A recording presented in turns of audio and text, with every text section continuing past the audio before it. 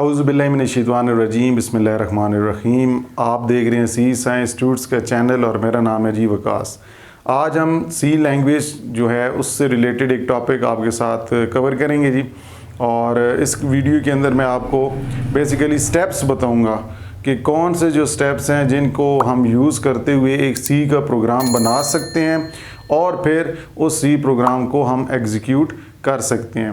देखिए, कोई भी सी लैंग्वेज का जो प्रोग्राम होता है उसको चलाने के लिए उसका बैक एंड हमें पता होना चाहिए कि किस तरह वो प्रोग्राम चला था, क्या स्टेप्स थे, किन स्टेप्स के ऊपर हमने काम किया था और उन स्टेप्स को फॉलो करके किस तरह एक प्रोग्राम मेमोरी के अंदर आया और फिर वो किस तरह रन हुआ।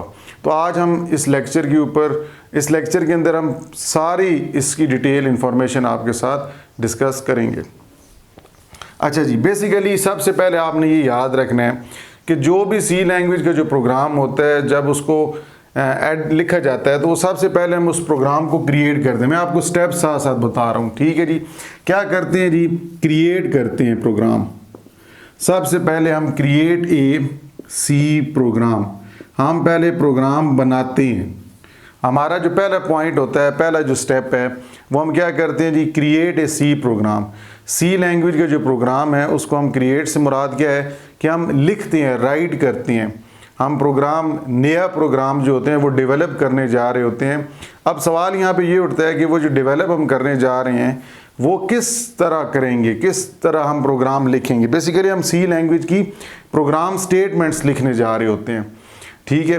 अब उन स्टेटमेंट्स को लिखने के लिए आपके पास टेक्स्ट एडिटर का होना बहुत ज़रूरी है, ठीक है। टेक्स्ट एडिटर के बगैर आप कोई भी प्रोग्राम एडिट नहीं कर सकते, लिख नहीं सकते नए सिरे से, ठीक है जी। तो इसके लिए मुख्तलिफ कंपाइलर्स जो होते हैं, मुख्तलिफ कंपाइलर्स इस्तेमाल किए जाते हैं for writing different program, C language program statements. और उन कंपाइलर्स को इस्तेमाल करते हुए हम सी लैंग्वेज का प्रोग्राम लिखते हैं, जिसे हम कहते हैं सोर्स कोड वाली फ़ाइल लिखते हैं। अभी आपने परेशान नहीं होना कि सोर्स कोड क्या है, अभी आपको थोड़े से टाइम के बाद इस वीडियो को आपने देखते रहना है, क्योंकि ये स्टेप बाय स्टेप है। आपको डायरेक्टली समझिए, स्किप करेंगे तो आपको कोई चीज़ समझ नहीं आनी, क्योंकि ये स्टेप्स एक प्रॉपरली ऑर्डर में, तो जिस तरह आपको समझ आते जाएंगे इसी तरह आपको नेक्स्ट स्टेप भी कवर होगा आपका। तो हमारा पहला स्टेप क्या है जी, हम क्रिएट करते हैं सी लैंग्वेज का जो प्रोग्राम होता है उसको क्रिएट करते हैं, नए सिरे से बनाते हैं। और उसके लिए बनाने के लिए हमारे पास लिखने के लिए हमारे पास कंपाइलर का होना, टेक्स्ट एडिटर का होना ज़रूरी है। मुख्तलिफ कंपाइलर्स आपको मार्केट में मिल जाते हैं, बोरलैंड, C++, कोड ब्लॉक, इस तरह विजुअल बेसिक, ठीक है जी। विजुअल स्टूडियो के अंदर आप बना सकते हैं।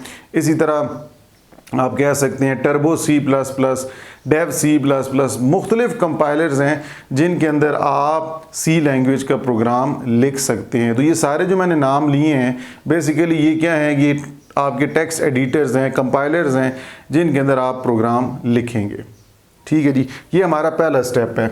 दूसरा स्टेप हमारा जो होता है सेव ए प्रोग्राम फाइल या सेव ए फाइल। हमने जो भी प्रोग्राम्स लिखे हैं, प्रोग्राम के अंदर स्टेटमेंट्स लिखी हैं जो टेक्स्ट एडिटर के अंदर या जिसे हम कह रहे हैं कंपाइलर के अंदर, तो बेसिकली उसको हमने कहीं सेव करना है। और सेव जो आप करते हैं वो आप हार्ड डिस्क के ऊपर प्रोग्राम्स को सेव करते हैं, ठीक है। आपके कंप्यूटर के अंदर जो हार्ड डिस्क होती है उसमें आप किसी जगह पे उन फाइल्स को सेव करते हैं। सेव क्यों किया जाता है, सवाल यहाँ पे उठता है कि हम क्यों सेव करते हैं, why we save the program files या C language program files in the hard disk. Because हमने बाद में उनके अंदर कोई अपडेट करना हो, कोई चेंजिंग करनी हो, या हो सकता है कि अगर कोई लार्ज प्रोजेक्ट पे आप काम कर रहे हैं, अभी आप उस पर काम नहीं करना चाहते, कल करना चाहते, परसों करना चाहते हैं, तो वो आपके पास मौजूद हो ताकि आप बाद में आपको नए सिरे से एक फ़ाइल ना लिखनी पड़े। तो हम इन फाइल को सेव करते हैं। जब आप ये फाइल सेव करते हैं ना, एक चीज़ आपने ये जहन में बिठा लेनी है कि जब भी आप सेव करेंगे प्रोग्राम सी लैंग्वेज के प्रोग्राम फाइल को, जब भी आप सेव करेंगे तो उसकी एक्सटेंशन होगी .c के नाम से, ठीक है। .c क्या है, ये आप कह सकते हैं एक्सटेंशन है। ये हमें ये फाइल ये बताएगी इसकी एक्सटेंशन कि जी ये प्रोग्राम जो हम स्टोर करने जा रहे हैं ये किस प्रोग्रामिंग लैंग्वेज में लिखा हुआ है। तो अगर .c लिखा हुआ है इसका मतलब ये हुआ कि ये जो प्रोग्राम है ये आपका C लैंग्वेज में लिखा हुआ है। ठीक है जी। तो जब आप फाइल सेव करेंगे तो उसकी एक्सटेंशन होगी .c। ठीक है, मैं C लैंग्वेज की बात कर रहा हूँ। उसके बाद थर्ड स्टेप आपका आ जाता है जी कंपाइलिंग। थर्ड स्टेप आपका कंपाइलिंग ए सोर्स कोड। अब यहाँ पे कंपाइलिंग क्या होता है और सोर्स कोड को कंपाइल क्यों किया जाता है? सोर्स कोड आपको पता होगा, जो प्रोग्राम हाई लेवल लैंग्वेजेस में लिखते हैं उसको सोर्स कोड कहते हैं। तो अब आप सी लैंग्वेज की अगर बात कर रहे हैं तो C language basically high level language है। इसके अंदर जो इंस्ट्रक्शंस आप लिखेंगे ये सारी की सारी इंग्लिश वर्ड्स पर मुश्तमिल होगी। अब इंग्लिश तो कंप्यूटर को नहीं समझ आती, कंप्यूटर को तो मशीन लैंग्वेज 1 और 0 की फॉर्म में समझ आती है। और हमारे पास जो सोर्स कोड है ये तो मशीन इंस्ट्रक्शन के अंदर नहीं है, ये तो इंग्लिश के अंदर सेंटेंसेस हैं, सोर्स कोड है। तो इसलिए इसको कन्वर्ट किया जाता है किसके अंदर? ऑब्जेक्ट कोड के अंदर। तो process of converting source code into object code is known as compiling. The method in which high level program is converted into machine language program, or we can say that the program written in source code, source file is converted into object code file. This process is known as compiling. ठीक है जी, समझ आपको आ गई जी। अब सवाल यहाँ पे ये उठता है कि जब हम कन्वर्ट करते हैं तो कंपाइलर क्या करता है उसको?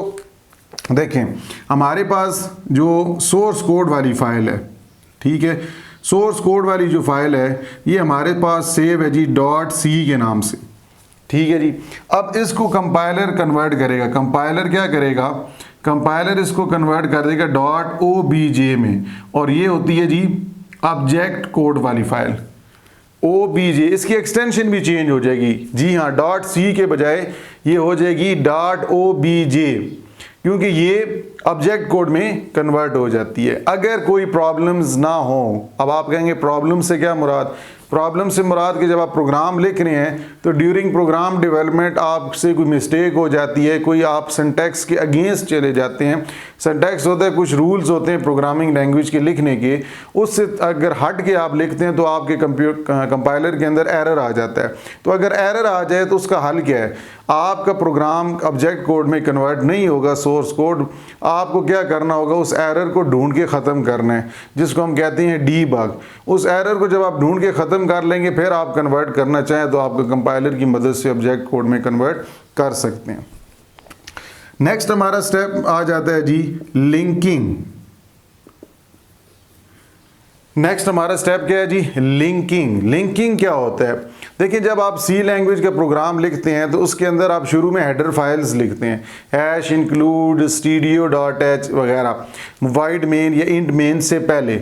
जब ये हेडर फाइल्स, जिसे हम प्री प्रोसेसर डायरेक्टिव भी कहते हैं, जब आप ये प्रोग्राम की फाइल, प्रोग्राम सी लैंग्वेज के अंदर जब हेडर फाइल लिखते हैं, ये लाइब्रेरी फाइल्स के साथ लिंक्ड होती हैं। मतलब आप कह सकते हैं जब आप सॉफ्टवेयर कंपाइलर्स को इंस्टॉल करते हैं तो उनके साथ एक फ़ोल्डर इंस्टॉल हो जाता है जिनका नाम है लाइब्रेरी फाइल्स।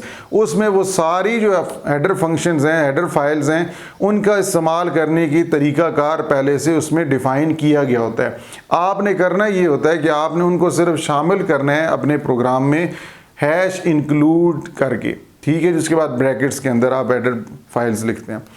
अच्छा, अब ये अगर ना हो, अगर आपकी यहाँ पे हेडर फाइल आपने शामिल की और वहाँ पे लाइब्रेरी फाइल्स मौजूद ना हो या लिंक ना हो आपके ऑब्जेक्ट कोड के साथ, तो वहाँ पे अगर आपकी फ़ाइल नहीं पड़ी लाइब्रेरी, तो ये लाइब्रेरी जब फाइल नहीं होगी तो ज़ाहिर सी बात ऑब्जेक्ट कोड के साथ आप लिंकिंग नहीं कर पाएंगे।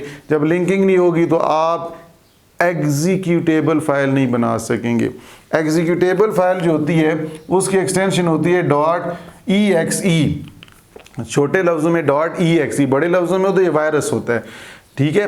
स्मॉल लेटर्स में .exe मतलब एग्जीक्यूटेबल फाइल नहीं बना पाएंगे। तो आपको लाइब्रेरी फाइल्स लाजमी लिंक करनी पड़ती है, किनके साथ? ऑब्जेक्ट कोड के साथ। तो ये जो प्रोसेस होता है ये लिंकर करता है। Linker is a part of C++ compiler, ठीक है। C++ एक लैंग्वेज ही है, लेकिन आप जितनी सी लैंग्वेज के प्रोग्राम्स लिखते हैं ये C++ के कंपाइलर्स में लिख सकते हैं, ठीक है। सी प्लस प्लस के कंपाइलर्स जो होते हैं उन्हीं के अंदर आप सी का प्रोग्राम भी लिख सकते हैं और सी प्लस प्लस का भी प्रोग्राम एट अ टाइम लिख सकते हैं, दोनों लैंग्वेजेस का सेपरेट फाइल्स में।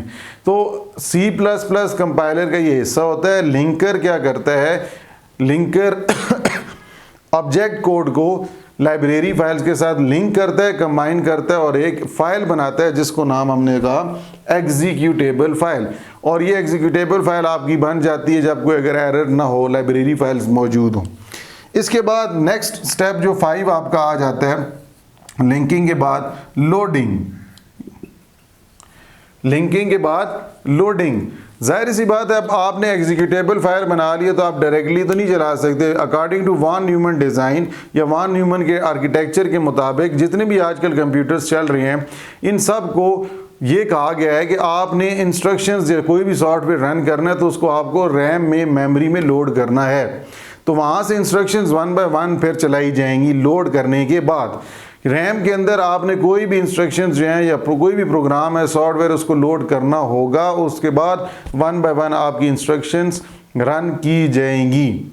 इसलिए सी लैंग्वेज के प्रोग्राम को चलाने से पहले जो कि एग्जीक्यूटेबल फाइल है, इस एग्जीक्यूटेबल फाइल को लोडर क्या करेगा, ये एक सॉफ्टवेयर ये है बिल्ट इन होता है जो कि आपकी एग्जीक्यूटेबल फाइल्स जो हैं जिसके अंदर आपने लाइब्रेरी फाइल्स के साथ लिंक कराया था ऑब्जेक्ट कोड को, जो आपको एग्जीक्यूटेबल फाइल मिली थी, इसको चलाने के लिए ये लोडर मेन मेमोरी में फाइल्स को भेज देगा, लोड कर देगा। और आखिरी स्टेप जो आपका होगा 6 वो होगा जी एग्जीक्यूटिंग या एग्जीक्यूट दी प्रोग्राम। अब आखिरी है, जाहिर सी बात है आप उस एग्जीक्यूटेबल फाइल को जब मेन मेमोरी में लोड कर लेते हैं तो आप उसको रन कर सकते हैं कंप्यूटर पे, जितनी दफ़ा आप चलाना चाहें चला सकते हैं। तो ये था जी मुख्तलिफ steps for creating C program. हम सी प्रोग्राम बनाते हैं इस तरह और फिर इस तरह ये प्रोग्राम एंड पे जाके हम एग्जीक्यूट करते हैं। उम्मीद करता हूँ कि ये जो आज का लेक्चर आपके साथ शेयर किया है ये आपको समझ आ गया होगा। कोई अगर आपको इसमें कुछ टॉपिक या कोई हेडिंग समझ नहीं है आप कमेंट बॉक्स के अंदर पूछ सकते हैं। और इससे आने वाले आगे लेक्चर्स जो हैं वो बहुत ही इंटरेस्टिंग होंगे सी लैंग्वेज से रिलेटेड। सी लैंग्वेज बेसिक लैंग्वेज है, कोई मुश्किल नहीं है, बहुत से लोगों को शायद आती भी होगी, जिनको आती है ये वेल एंड गुड है, जिनको नहीं आती है उनके लिए स्पेशली वीडियोस बनाई जा रही हैं, या जिन्होंने अभी सेकंड ईयर में क्लासेस का आगाज़ किया है जो प्राइवेट कॉलेजेस में हैं, तो ये उनके लिए लेक्चर्स प्रोवाइड किए जा रहे हैं। और मैं अब जिस कॉलेज में पढ़ाता हूँ मेरे अपने स्टूडेंट्स जो हैं उनको मैंने ये टॉपिक्स शुरू कर दिए हैं। बेसिकली चैप्टर 8 से ही मैं पहले स्टार्ट कराता हूँ, प्रोग्रामिंग के ऊपर ज़्यादा फोकस करता हूँ और ये थोड़ी सी इंटरेस्टिंग होती है थ्योरी की निस्बत। मेरे ख्याल में स्टूडेंट्स तो समझते हैं थ्योरी है ज़्यादा आसान होती है, लेकिन ये वाला जो सवाल है ये लॉन्ग क्वेश्चन में आ सकता है। और ये जो सेकंड ईयर की आईटी की बुक है उस पर डायग्राम भी है, आप डायग्राम कर लें तो वेल एंड गुड है, ना भी करें आपको ये सारे स्टेप्स तरतीब में ही करने हैं। इन तरतीब में ही एक सीक्वेंस में ही आपने इनको लिखना है और ये आपके लिए कोई मुश्किल नहीं है। और ये अलहदा से इनके अंदर शॉर्ट क्वेश्चंस भी बन सकते हैं। शॉर्ट क्वेश्चन इसलिए बन सकते हैं कि जी सेविंग ए फाइल क्या होता है, कंपाइलिंग क्या होता है, लिंकिंग क्या होता है, हम क्यों लिंकिंग करते हैं, लिंकर कौन से एरर्स डिटेक्ट करता है, लिंकर लाइब्रेरी फाइल्स अगर मैच नहीं होती वहाँ पे मौजूद नहीं है तो लिंकर लाइब्रेरी फाइल्स के एरर्स को डिटेक्ट करता है। ये सारी जो चीज़ें मैंने आपको बताई हैं 4 से 5 अभी एंड पे ये शॉर्ट क्वेश्चंस के तौर पे भी आ सकता है। तो इंशाल्लाह आपसे नेक्स्ट लेक्चर में नए लेक्चर में मुलाकात करते हैं, तब तक के लिए अल्लाह हाफिज़।